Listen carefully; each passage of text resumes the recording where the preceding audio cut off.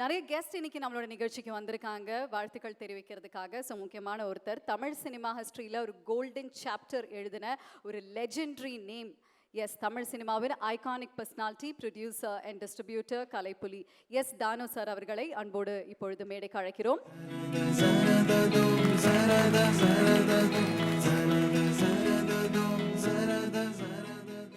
இன்ப நாள் இது, இனிய நாள் இது. அரங்கம் நிகர் ஆற்றலார்களே, கலைச்சிற்பிகளே, திரைச்சிற்பிகளே, இணையதள நண்பர்களே, தொலைக்காட்சி தோழர்களே, ஊடக சகோதரர்களே, உங்கள் அனைவருக்கும் என் பணிவான பிற்பகல் வணக்கத்தினை மகிழ்வோடு தெரிவித்துக் கொள்கின்றேன். சொல்லனா இன்பம் சூழ்ந்த சூழ்நிலை நான் நின்று கொண்டிருக்கிறேன். தம்பி வெற்றிமானுடைய வார்பட்டறையில் பயிற்சி பெற்ற இருபெரும் திலகங்கள், ஒன்று தமிழ், இன்னொன்று சுரேஷ். இருவரும் இணைந்த இந்த ஒரு சூழல் சர்க்கரை பந்தலில் தேன்மாறி பொழுந்தது போல் இரட்டிப்பு மகிழ்ச்சி. இந்த படம் மாபெரும் வெற்றியடையும். கண்டேன், கலிப்பேருவை கொண்டேன். சிறை என்னை சிறைப்பிடித்தது, இதய சிறைப்பிடித்தது.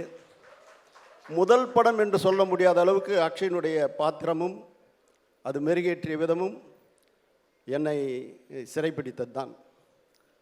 கடுமையான ஒரு பயிற்சியாளராக, ஒரு காவல்துறை அதிகாரியாக பணியாற்றிய தம்பி விக்ரம் பிரபுவை பற்றி சொல்லவே வேண்டியதில்லை. எங்கள் குடும்பத்து பிள்ளை. அவர்கிட்ட நான் இதுவரையிலும் பேசலை, ஆனால் அவங்க அப்பா கிட்ட பேசிட்டேன். பிச்சிட்டான் பையன், பிரமாதமாக பண்ணியிருக்கிறான்னு ஒரு 10 நிமிஷம் அவர்கிட்ட பேசியிருப்பேன். ஆக காலத்தின் அருமைகதியில் நான் சுருக்கமாக முடிச்சுக்கிறேன். லலித்துக்கு இது ஒரு மகுடம், உண்மையிலேயே ஒரு மகுடம். நான் இந்த படத்துக்கு சிறை படம் பார்த்த பிறகு நான் இதுக்காக நான் பிஆர்ஓ வேலை பண்ணின்னு இருக்கிறேன். எல்லார்கிட்டையும் சொல்லின்னு இருக்கிறேன். மிக சிறப்பான ஒரு படமாக அமைஞ்சிருக்குது.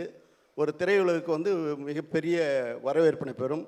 ஊடக சகோதரர்களுக்கு ஒன்று சொல்வேன், இந்த படத்தை குண்டிலிட்ட விளக்காக ஏற்றி வையுங்கள், கோபுர கலசமாக ஒளி வீச செய்யுங்கள், அகவீரில் அகற்றி அறிவொளி வீசிட செய்ய கலங்கர விளக்கமாய் நீங்கள் உங்களுடைய பணியை செய்யுங்கள் என்று சொல்லி வாய்ப்புக்கு நன்றி தெரிவித்து விரைபெறுகிறேன். நன்றி, வணக்கம்.